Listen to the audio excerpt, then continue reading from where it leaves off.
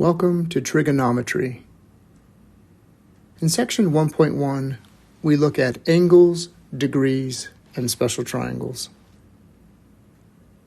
An angle is formed when we take a ray, which is a directed line segment, like the one you see here, OA, and we take another ray, OB, and when those two rays share a common endpoint, we get what's called an angle.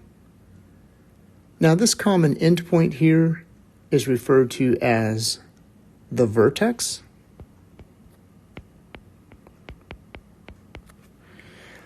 And if you think of forming the angle by starting at one of the rays and rotating toward the other ray, the initial side here is where you start from, and the terminal side is where you end up. The way we can name an angle is actually several different ways. The easiest way to do it is just to use a Greek letter such as theta, like you see here. So this Greek letter is theta. Other ways to name the angle is we could use the symbol for an angle, and we're just going to notice that the points A, O, and B are on that angle with O at the vertex. So we could name this AOB. We could also name this angle BOA. And we could even simply name it angle O, since there are no other angles with a vertex at O. Now let's talk about positive and negative angles. So when you form an angle, if we rotate in a counterclockwise direction, the angle measure will be positive. And if we rotate in a clockwise direction, the angle will be measured as a negative angle. In geometry, this is not important, since in geometry all angles are positive. But in this class, it is important to distinguish between positive angles and negative angles, as you will see as we move through the course.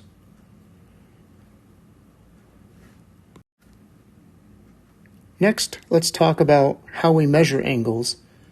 We start off with measuring angles in degrees, and we start with the basic premise that if you have a ray and you make one full rotation so that the initial side and the terminal sides coincide with each other, this one complete revolution is 360 degrees. Now, if you are wondering why it's 360 degrees, a good way to remember this is that there are 365 days in the year, and a year is how long it takes for the Earth to rotate around the sun. Now, why do we use 360 degrees? Well, because 365 degrees is not nearly as nice of a number when you start dividing it up into smaller parts. So if we take that 360 degree rotation, which is one complete rotation, if we only go 1/4 of the way, this is a 90 degree angle, and that just comes from 360 degrees divided by 4. And a 90 degree angle is referred to as a right angle. And when you have a right angle, it is commonplace to put this little square in the vertex of the angle to indicate that it is a right angle. A straight angle is basically two right angles together.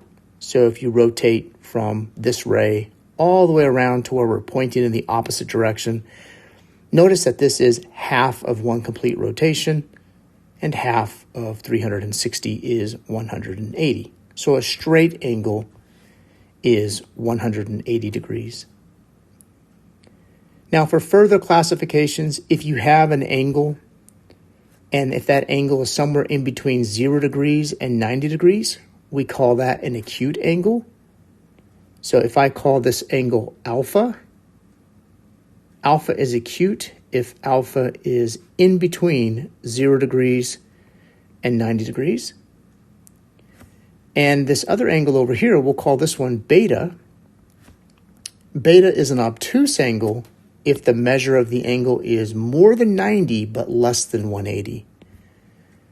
So the definition for obtuse is that it's somewhere in between 90 degrees and 180 degrees. Next, we have the concept of complementary angles and supplementary angles. Pretty simple concept. Two angles, alpha and beta, are complementary angles if their sum is 90 degrees.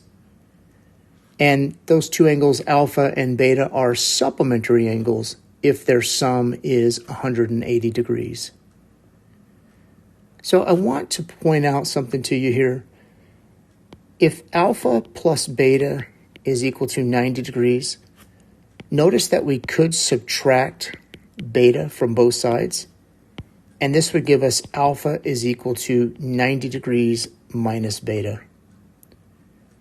And similarly, for supplementary angles, if alpha plus beta is 180 degrees, we can also subtract beta from both sides of that equation, and that gives us alpha equals 180 minus beta. The point that I'm trying to make is that if you know an angle beta, to get the complement of that angle, we simply take 90 and subtract the angle beta. And to get the supplement of that angle beta, we take 180 and subtract the angle beta. Let's do a couple of examples. So in this example, we want to find the complement and supplement of the following angles. So number one, we have 30 degrees. The complement of 30 degrees is going to be 90 minus 30. So complement is equal to 90 minus 30, and that, of course, is equal to 60 degrees. To find the supplement, it's the same idea, except that now it will be 180 minus 30 degrees, and that is 150 degrees. Now again, of course, you can check your work in the end. In the end, you just take your answer and add it to the original angle, and you should either get 90 degrees or 180 degrees. So of course, 30 degrees plus 60 degrees is 90 degrees, and 30 degrees plus 150 degrees is 180 degrees.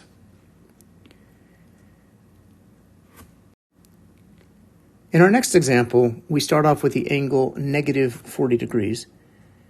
Now the nice thing here is we don't really have to think any differently. To find the complement,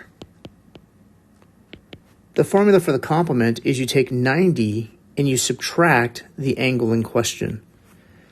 So 90 minus negative 40 is the same as 90 plus 40, and this is 130 degrees.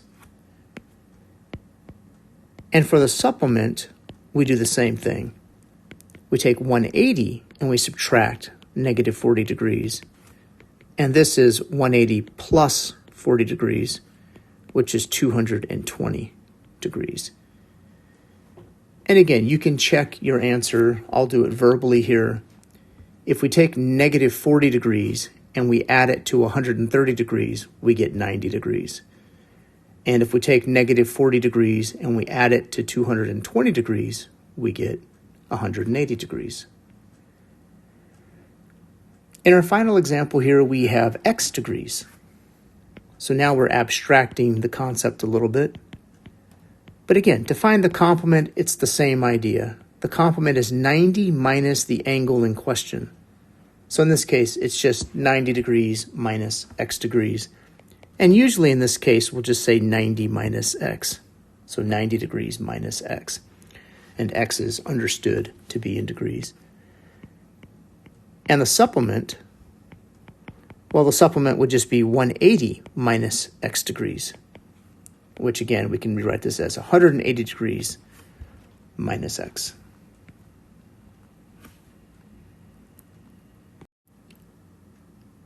Now let's take a look at perhaps the most important theorem in all of mathematics, which is the Pythagorean theorem. But first, let's talk about right triangles. So a right triangle is any triangle like you see here that has a 90-degree angle. And the two sides of the triangle that meet to form the 90-degree angle, those two sides are called the legs. And the side that is opposite the 90-degree angle is called the hypotenuse. The Pythagorean theorem says that in any right triangle, the square of the longest side, which is the hypotenuse, is equal to the sum of the squares of the other two sides, which are the legs. So the square of the hypotenuse is equal to the sum of the squares of the legs. Actually, the Pythagorean theorem also says one other thing. It says that any triangle that satisfies this equation must be a right triangle. But for now, we'll just focus on what this says here, which is if you're given a right triangle, this is always true. Let's take a look at a quick example. So in each of these examples, we have a right triangle as indicated by the square in the corner there. And what we want to do is solve for x. So in the first problem, the side x that we're solving for is one of the legs. So when we set this up, we need to make sure that we put the sides in the right place. So the Pythagorean theorem says that if we take the leg squared plus the other leg squared, this is equal to the hypotenuse squared. And if we do the math here, we get x squared plus 144 equals 169. And then we can subtract 144 from both sides. And when we do that, we get x squared is equal to 25. Now, there's a couple of different ways to solve this equation, but the easiest way is to simply take the square root of both sides. One little detail here, when you take the square root of x squared, you get the absolute value of x. Square root of 25 is 5. And if the absolute value of x is equal to 5, this means that x can be positive or negative 5. However, because x represents the leg of a right triangle, it cannot be negative. So x is equal to 5 is the only answer. For the next example, it works pretty much the same way, except now the side that we're looking for, the x here, is the hypotenuse. So when we set it up, we need to make sure we put the sides in the right place. So the Pythagorean theorem says the leg squared plus the other leg squared is equal to the hypotenuse squared. This is 16 plus 49 equals x squared, which gives us 65 equals x squared. And now, again, to solve for x, we'll simply take the square root of both sides. And this gives us plus or minus the square root of 65 is equal to x. So once again, we get that absolute value property that I didn't show here. But again, since x represents a side of a triangle, it can't be negative. So x will be the square root of 65. And you can leave your answer like this. However, if you're asked to do an approximation, you would plug this into the calculator. And this one, if you do a 2 decimal place approximation, you get x is approximately equal to 8.06. In the next example, we have a right triangle and we're solving for x. And you'll notice that x is a part of 2 different sides of the triangle. Now that doesn't matter in terms of the setup. We still do the same thing. So we take one leg squared plus the other leg squared. And please note, when you square x plus 2, you have to use parentheses. And this will equal the hypotenuse, which is the square root of 10 squared. Now the next step, what we have to do is algebraically simplify this expression. And we also need to square the square root of 10. So we end up getting x squared plus x plus 2 quantity squared is x plus 2 times x plus 2. And the square root of 10 squared, what happens here is the radical and the square cancel out and we just get 10. Now we're going to FOIL, multiply out this polynomial here, and we have x squared plus, and then we get x squared plus 2x plus 2x plus 4 is equal to 10. Combine like terms, x squared plus x squared is 2x squared. Combine like terms again, 2x plus 2x is 4x. And now, remember, the way we solve quadratic equations is we need to set them equal to 0. So we're going to subtract 10 from both sides. And this gives us 2x squared plus 4x minus 6 is equal to 0. Now we'll bring this up here. And what we can do now is we can factor out a 2. So we get 2 times the quantity x squared plus 2x minus 3 equals 0. And now we just need to factor the left-hand side. So to factor this, we're going to use the product of two binomials, and the factorization is x plus 3 and x minus 1. And then from there, we take each of the factors that has a variable in it, and we set that equal to 0, and we solve each one of those for x. Now there's two possible solutions here. We have x is equal to -3 and also x is equal to +1. But remember, we have to check our answer because since we have a triangle and x is one of the sides, x cannot be negative. So we're going to get rid of this answer. That's no good. Now if x equals 1, this answer appears to be okay because if x is 1, this side here will be 1 and this side over here will be 3.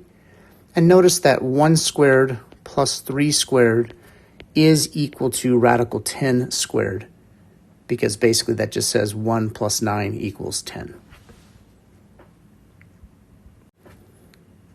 In the next example, it's a very similar type of problem. Once again, we have a right triangle and x is a part of two of the sides. So if I use the Pythagorean theorem, I'll take one side squared, one of the legs squared, plus we'll take the other leg squared, and that equals the hypotenuse squared. X minus 1 to the second power, we have to multiply x minus 1 by x minus 1. 5 squared is 25. And once again, now we're going to multiply this out using algebra. We get x squared minus 1x plus 1 plus x squared is equal to 25. And again, now combining like terms, we have x squared plus x squared, which is 2x squared. We have minus 1x and minus 1x, which is minus 2x, plus 1 equals 25. From there, we'll subtract 25 because, again, when you're solving a quadratic equation, you need to set it equal to 0. And from there, we'll factor out a 2 once again because we can. Anytime you can factor out a number, you should always do that. And then we'll continue our factorization. And I realize that I'm not showing you a lot of the steps here when it comes to the factorization, and that's because we should already know how to do factoring. Set each one of those factors equal to 0, and we get two possible answers. X is 4 and x is -3. Now again, x can't be negative because x is one of the sides of the triangle, so we will discard this answer. So it looks like x equals 4 is our only possible answer.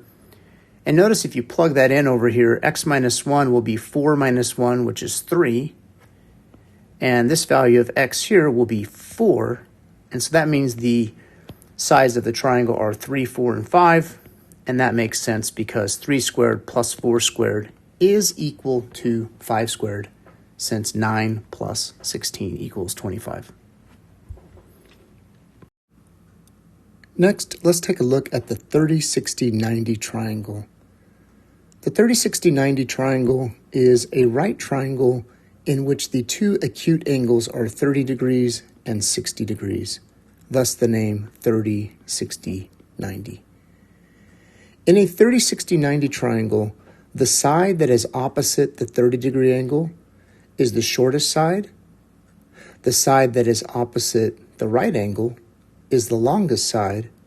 And the side that is opposite the 60-degree angle is the medium side. What we know is that the hypotenuse in a 30, 60, 90 triangle is always twice as big as the shortest side. And the medium side, or you could also think of this as the longer leg, is equal to radical 3 multiplied by the shorter leg. So again, we have 3 sides in this triangle. We have the shortest side, which is the short leg. We have the medium side, which is the longer of the 2 legs. And then, of course, we have the longest side, which is the hypotenuse. Let me just talk briefly about why this relationship exists. So if we start with an equilateral triangle, which is a triangle in which all the angles are 60 degrees, in an equilateral triangle, all the sides are also the same. So however long one side is, they're all equal. So let's say that this side has a length of 2t, this side has a length of 2t, and this side also has a length of 2t. Now you might wonder, why did I pick 2t? Well, I did that for convenience. If we draw the perpendicular angle bisector here, so that it is perpendicular to the opposite side, in geometry, we learned that this cuts the triangle into 2 equal triangles, and it bisects the angle. So this angle up here is 30 degrees and 30 degrees. Now, it also bisects this opposite side. So if this length here was equal to 2t, the length here is 1t, and the length here is 1t. Again, because it cuts it in half. So once we know that we have this 30, 60, 90 triangle, where this side is t and this side is 2t, we can solve for the missing side here by labeling it as a side A. And then the Pythagorean theorem tells us that a squared plus t squared is equal to 2t squared. And this says a squared plus t squared equals 4t squared when you remove the parentheses. Subtracting t squared, we get a squared equals 3t squared. And finally, taking the square root of both sides, we get a is equal to the square root of 3 multiplied by t. And then we can rewrite that as t radical 3. So this is why the side that is opposite the 60-degree angle is t times radical 3. Now, what you need to be able to do is solve 30, 60, 90 triangles by memorizing this relationship. Let's go through a couple of examples. All right, so in the first example, we have a 30, 60, 90 triangle, and we know that the shortest side is equal to 3, and we want to solve for x and y. Now, x is the longer of the 2 legs, and y is the hypotenuse. So basically, if you go back to look at our diagram here, the shortest side is t. And if we know that shortest side, the hypotenuse is just twice t, right? So the hypotenuse here, which is y, is just going to be 2 times 3, which is equal to 6.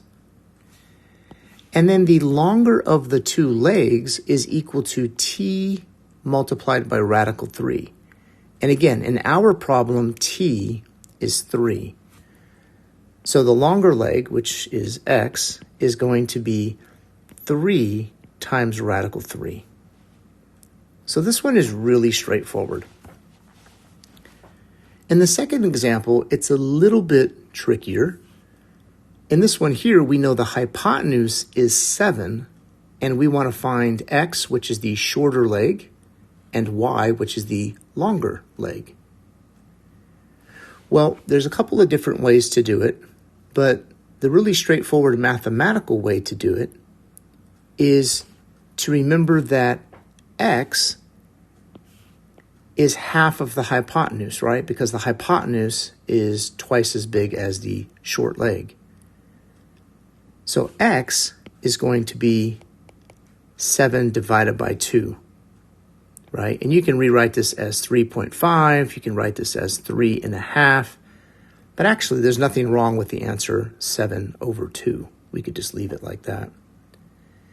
And then once we know the short leg is 7 over 2, remember the short leg is what we're calling t up here. So if I want to find the longer leg, now I just take that value and multiply it by radical 3.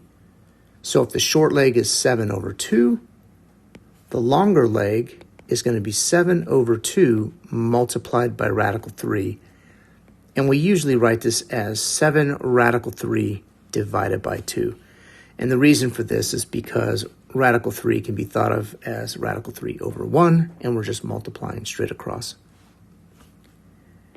And in the third example, we have the longer leg is 8, and from there we need to find the shorter leg and also the hypotenuse. You always want to find the shortest leg first if you don't know it. Okay? So remember, the longer leg is the short leg multiplied by radical 3. So if I know what the longer leg is, in this case we know that it's equal to 8, 8 must be equal to the shorter leg, which is x, multiplied by radical 3. That's the relationship. So if I want to know what x is, all I need to do is divide both sides by radical 3, and we get x is equal to 8 divided by radical 3. And you can leave your answer like that in this class, but in the past, you've always been taught to rationalize the denominator, and the way we do that is we multiply by radical 3 over radical 3. And when we do the math here, this gives us 8 radical 3 over, and then radical 3 times radical 3 is 3. So that's the short leg here. And then to find the hypotenuse, which is our y value here, remember the hypotenuse is just twice the short leg. So if the short leg is 8 radical 3 over 3, the hypotenuse is going to be 2 times 8 radical 3 over 3. Remember, 2 is the same as 2 over 1. And if I multiply straight across, I get 16 radical 3 over 3. So no matter which side you are given in a 30, 60, 90 triangle, you need to be able to solve for the two missing sides. Finally, let's take a look at the 45, 45, 90 triangle. This refers to a right triangle in which the two acute angles are each 45 degrees. Now, what we know from geometry is anytime you have a triangle with two equal angles, the sides that are opposite those angles are also going to be equal. So because these two angles are each 45 degrees, these two sides here, which are the legs of the right triangle, are going to be equal to each other. So if one of them is equal to t, the other one is equal to t. And then you can use the Pythagorean theorem to solve for the hypotenuse. And when you do that, you get t radical 2. Let me talk very quickly about where that comes from. So again, we have a 45, 45, 90 triangle, which looks like this. We know that this side is t and this side is also t. So the question is, what is the hypotenuse equal to? Well, the Pythagorean theorem tells us that t squared plus t squared is equal to a squared. T squared plus t squared is 2t squared equals a squared. And then to solve for a, we simply take the square root of both sides, and we get the square root of 2 times the square root of t squared, which is t, and this is equal to a, and so a is equal to t times radical 2. Now again, what you need to do is simply memorize this relationship. Let's take a look at a couple of examples. So in the first example, we have a 45, 45, 90 triangle, and we know that one of the legs is equal to 5. And we want to solve for x, which is the other leg, and y, which is the hypotenuse. Well, we know that x is simply equal to 5 because in a 45, 45, 90 triangle, the legs are always equal to each other. And once we know the legs, the hypotenuse is just the length of the leg multiplied by radical 2. And so that is simply 5 times radical 2. And we can see that up here in our representative triangle. For the second problem, we know the hypotenuse is 8, and we want to find these legs. Now, once again, we know these legs are equal, so whatever x is, y is going to be the same thing. But the question is, how do we figure out what x is? So again, we know the relationship is the hypotenuse is equal to the leg multiplied by radical 2. So the hypotenuse here, which is 8, must be equal to the leg, which is x, multiplied by radical 2. And then I can solve this for x by dividing each side by radical 2. This gives us x is equal to 8 divided by radical 2. And in this case, we really should rationalize because when we multiply by radical 2, top and bottom, we end up getting 8 radical 2 divided by radical 2 times radical 2 is 2. And then what we can do next is cancel. 2 goes into 8 4 times, and so we end up getting 4 radical 2. So that's how we get x, and then of course y is the same as x. So once we have x, y is just also 4 radical 2. So again, on these last two topics here, for the 30, 60, 90 triangle and the 45, 45, 90 triangle, you want to spend some time memorizing this relationship. So you want to try to have a visual picture of this triangle in your head so that you can refer to it.